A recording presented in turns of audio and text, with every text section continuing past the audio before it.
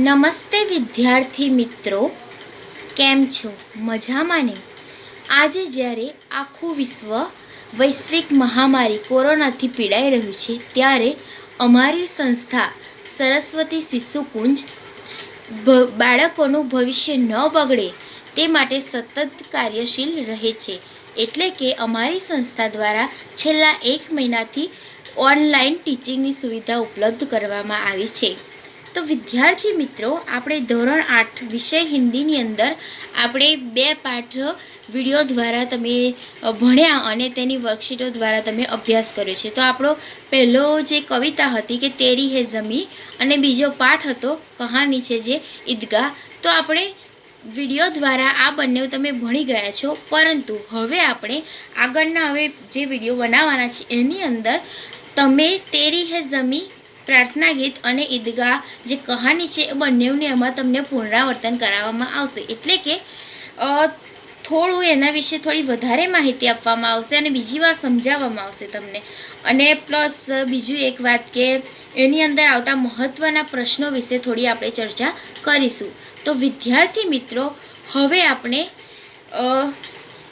વિષય હિન્દી ઇકાઈ 1 તેરી હે ઝમી જે પ્રાર્થના ગીત છે અને આ પ્રાર્થના ગીત ધ બર્નિંગ ટ્રેન નામના મૂવીમાંથી લેવામાં આવ્યું છે. તો વિદ્યાર્થી મિત્રો, ચાલો હવે તમે આ ગીતને સાંભળો અને જોઈને ગીત कविता का गान कीजिए।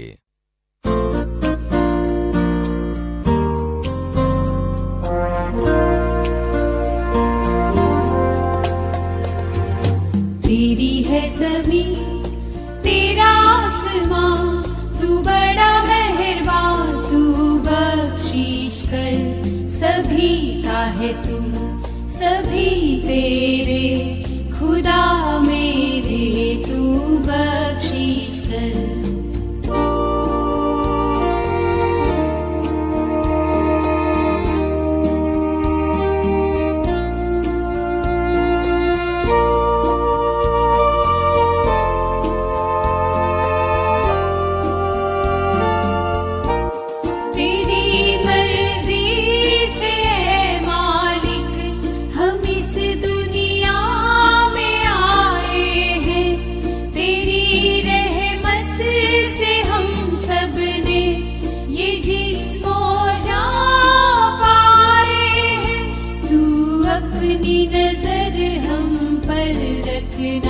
किस हाल में है ये खबर रखना, तेरी है ज़मीं तेरा आसमां, तू बड़ा मेहरबान, तू बख्शीश कर सभी का है तू, सभी तेरे खुदा मेरे, तू बख्शीश कर।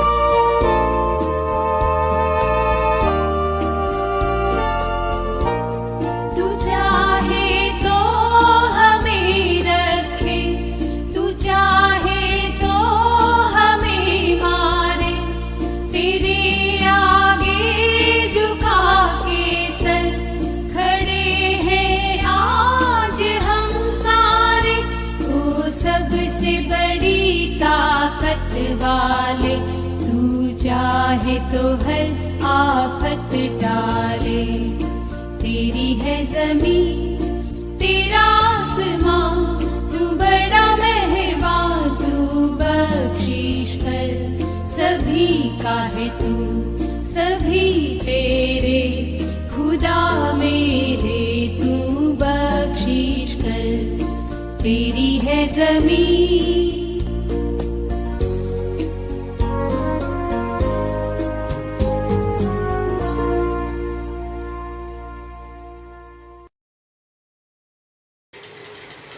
વિદ્યાર્થી મિત્રો, તમને ગીત જોવાની મજા આવી ને? હા, તો ચાલો હવે આપણે આ ગીતને સંક્ષિપ્તમાં સમજીશું, એટલે કે સંક્ષિપ્તમાં થોડી એની ટૂંકમાં ચર્ચા કરી લઈએ અને તેના પછી આપણે થોડા મહત્ત્વના પ્રશ્નોની પણ ચર્ચા કરીશું. વિદ્યાર્થી મિત્ર, अगर हम संक्षिप्त में इसका सार कहें तो ऐसा कहा जा सकता है कि इस कविता द्वारा कवि ईश्वर से प्रार्थना करते हैं कि हे ईश्वर, हे परमेश्वर, ये ज़मीन तेरी है, ये आसमां तेरा है, तू बड़ा मेहरबान है, तू दयालु है, कृपालु है, तू हम पर बख्शिश कर, यानी कि हमें हमारे भूलों के लिए तू माफ़ कर और हमको उपहार दे। सभी तू हम सबका है, यानी कि तू हम सबका पिता है और हम सब तेरी संतानें हैं। तू मेरा खुदा, यानी कि हे ईश्वर, तू मेरा खुदा है, तू बख्शिश कर, तू हमको कोई भेंट दे, यानी कि हमारे भूलों को भूलकर हमें उजागर कर। तेरी मर्जी से मालिक हम इस दुनिया में आए। हे ईश्वर, तेरी मर्जी के बिना कुछ नहीं हो सकता, तेरी ही मर्जी होगी तभी हम इस दुनिया में आए हैं, हमने इस दुनिया में जन्म लिया है। और तेरी रहमत यानी कि कृपा, और तेरी ही कृपा से हमने ये शरीर और ये प्राण पाए हैं। तू हम सब पर अपनी नज़र रखना, हम अपनी दया भरी नज़र रखना, और हम सब किस हाल में है, किस तरह जी रहे हैं, ये सब हमारा ख्याल तू रखना। हे ईश्वर, हम पर तू अपनी नज़र रखना। आगे कवि कहते हैं कि अगर हे ईश्वर, तू अगर चाहे तो हमें रखे, और अगर तू ऐसा चाहे कि हम न रहे इस दुनिया में तो तू हमें मौत भी दे सकता है।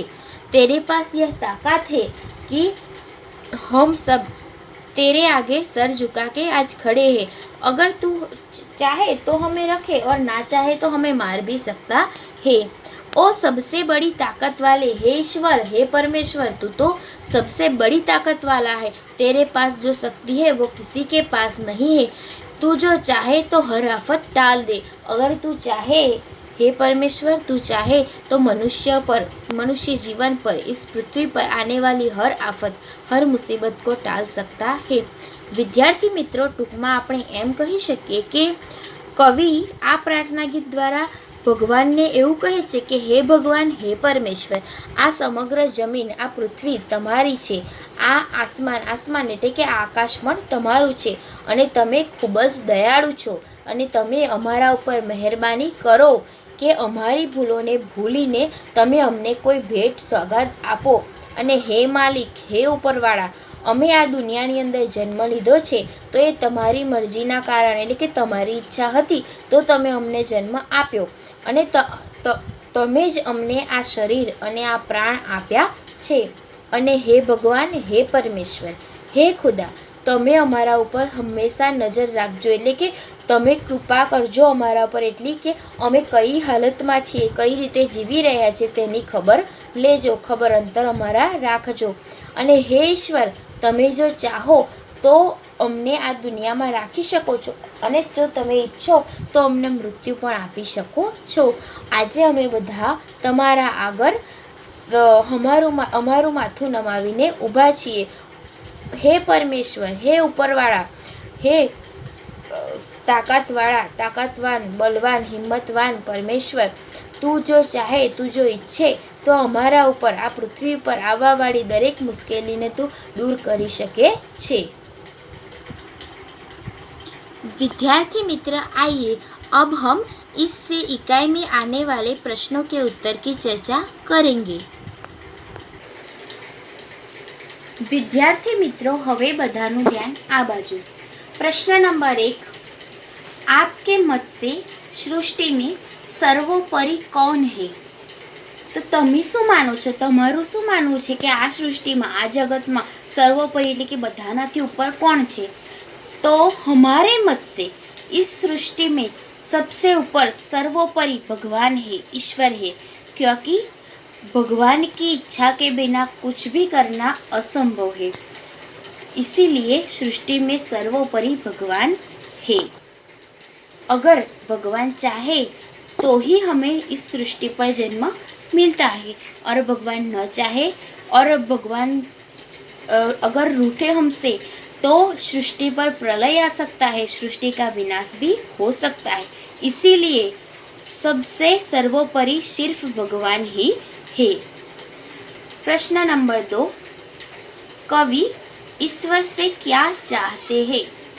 तो इस काव्य के द्वारा कवि ईश्वर से चाहते हैं कि हे ईश्वर, हे परमेश्वर, हे ऊपर वाले, तू हमें हमारी भूलों के लिए माफ़ कर। हमने जो भूल जाने अनजाने की है, उस सभी भूलों के लिए तू हमें माफ़ कर और हम पर बख्शिश कर। बख्शिश यानी कि कोई उपहार दे, हमें हमारी भूलों को माफ़ करके हमें कोई उपहार दे। हे ईश्वर, तू हमारा रक्षण कर। प्रश्न नंबर 3, तू चाहे तो हमें रखे, तू चाहे तो हमें मारे। पंक्ति का भावार्थ स्पष्ट कीजिए। तू चाहे हमें रखे, तू चाहे हमें मारे। तो इस पंक्ति द्वारा कवि यह कहना चाहते है कि हे ईश्वर, हे परमेश्वर, हे खुदा, अगर तू चाहे यानी अगर तेरी मर्जी हो तो ही हमें इस दुनिया में तू रखता है, और अगर तू न चाहे, तेरी इच्छा न हो तो तू हमें कभी भी मार सकता है, यानी कि कभी भी हमारी मृत्यु हो सकती है। विद्यार्थी मित्र, आज हम यहाँ हैं, लेकिन अगर ईश्वर की मर्जी न हो तो हम यहाँ नहीं रह सकते। हम कभी भी किसी भी वक्त मर सकते हैं, यानी कि अगर भगवान चाहे तो ही हमें इस दुनिया पर रखता है, और भगवान न चाहे तो हमें किसी भी पल मौत दे सकता है। प्रश्न नंबर 4, कवि किसे सबसे ताकत वाला मानता है, क्यों? तो इस प्रश्न के उत्तर में हम कह सकते हैं कि कवि सबसे ज़्यादा ताकत वाला किसे मानता है, तो ईश्वर को। कवि कहता है कि इस दुनिया में, इस जगत में सबसे सर्वोपरि सिर्फ ईश्वर ही है। ईश्वर यानी कि ऊपर वाला भगवान, भगवान ही सबसे ज़्यादा ताकत वाला है, क्योंकि ये सारी सृष्टि, सभी प्राणी, सभी जलचर, स्थलचर, नभचर, सभी प्राणी ईश्वर की मर्जी से ही इस दुनिया में आते हैं, और ईश्वर जब भी चाहे उन्हें जन्म देता है, और जब भी चाहे तो मृत्यु भी ईश्वर ही देता है। अगर जो ईश्वर रूठे तो ईश्वर इस पृथ्वी का विनाश भी कर सकता है, अर्थात पृथ्वी पर प्रलय भी आ सकता है। इसीलिए कवि के मत से सबसे ज़्यादा ताकत वाला, सबसे ऊपर, सर्वोपरि परमात्मा है, भगवान है, क्योंकि ईश्वर की मर्जी नहीं हो तो दुनिया नहीं चल सकती। ईश्वर की मर्जी है तभी यह दुनिया चलती है। विद्यार्थी मित्र, अब आगे देखिए, हमारा 5वां प्रश्न है, आप ईश्वर से प्रार्थना किस समय करते हैं और क्यों करते हैं? तो इसका जवाब तो आपको खुद ही देना होगा कि आप ईश्वर से कब प्रार्थना करते हैं और क्यों करते हैं। तो मैं देती हूँ इसका जवाब। देखिए, आप सभी का यही जवाब होगा कि जब हम कोई भी मुश्किल में होते हैं, हमें डर लगता है किसी से, अथवा तो हमें ऐसा लगता है, उदाहरण के तौर पर देखिए कि हमारी परीक्षाएं नज़दीक आ रही है, तब हम ईश्वर से प्रार्थना करेंगे कि हे ईश्वर, मुझे ना परीक्षा में उत्तीर्ण करवा देना, अच्छे नंबर दिलवा देना। यानी कि जब भी मनुष्य कोई संकट में होता है, उसे लगता है कि ये मेरे बस में नहीं है, अब मुझे भगवान की मदद लेनी ही होगी।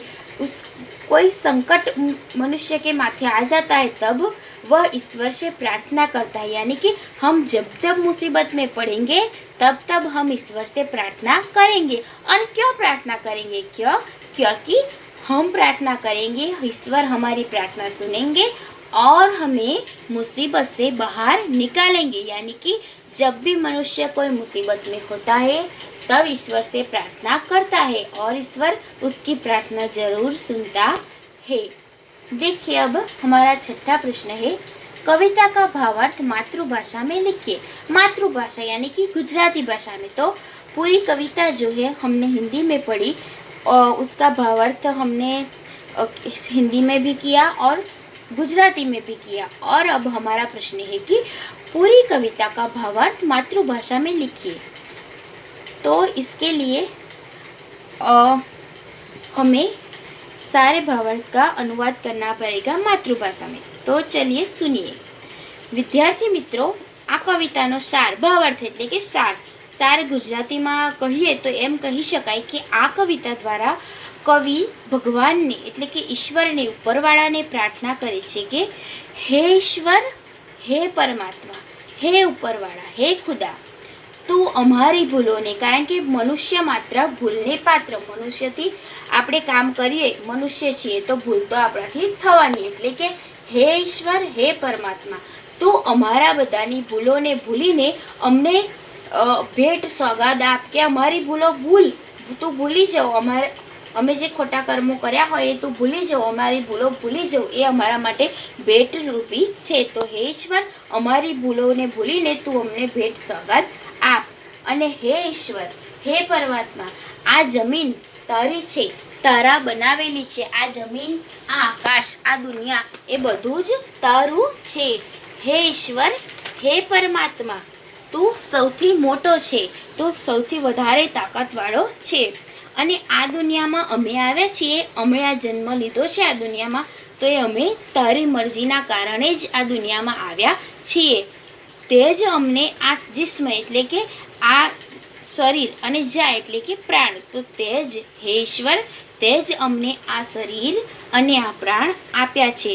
અને હવે તે અમને આ પૃથ્વી પર જન્મ આપ્યો છે, તો અમારા ખબર અંતર રાખવાની જવાબદારી પણ તારી બને છે કે તારા મનુષ્યો, તારા બાળ તો અમારો પિતા છે. હે પિતા, અમે કઈ પરિસ્થિતિમાં છીએ, તારા સંતાનો કઈ પરિસ્થિતિમાં છે, કઈ રીતે જીવી રહ્યા છે, કઈ હાલતમાં છે, એની દેખરેખ રાખવાની જવાબદારી તારી છે. હે પરમાત્મા, હે ઈશ્વર, તારી કૃપા દ્રષ્ટિ અમારા ઉપર હંમેશા બનાવીને રાખજે. અને હે ઈશ્વર, હે પરમાત્મા, તું જો ઈચ્છે તો જ અમને આ દુનિયામાં રાખીશ, અને જો તું ન ઈચ્છે તો અમને ગમે ત્યારે મોત પણ આપી શકે છે. હે ઈશ્વર, હે પરમાત્મા, હે ખુદા, આજે અમે બધા તારા આગળ અમારું માથું નમાવીને ઊભા છે. ઓ સૌથી વધારે હિંમતવાળા, તાકાતવાળા, હે પરમેશ્વર, હે ઈશ્વર, હે સૌથી મોટી તાકાતવાળા, હે ઈશ્વર, તું જો ચાહે, તું જો ઈચ્છે તો આ પૃથ્વી પર આવવાવાળી દરેક મુસીબતને તું દૂર કરી શકે છે. તો વિદ્યાર્થી મિત્રો, આ થયો કવિતાનો ભાવાર્થ માતૃભાષામાં. તો વિદ્યાર્થી મિત્રો, હવે તમે બધા ધ બર્નિંગ ટ્રેન નામની જે મૂવી છે એમાંથી આ ગીત સાંભળજો.